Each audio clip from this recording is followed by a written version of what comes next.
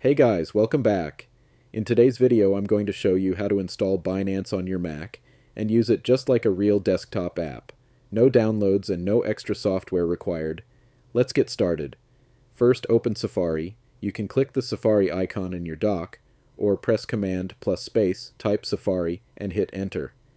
Once Safari is open, go to Binance.com and wait for the page to fully load. Now, look at the very top of your screen in the macOS menu bar.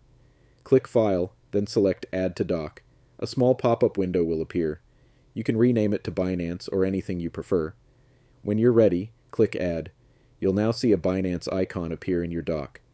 Click it, and Binance will open in its own separate window, just like a native Mac app. You can even close Safari completely, and Binance will continue running on its own.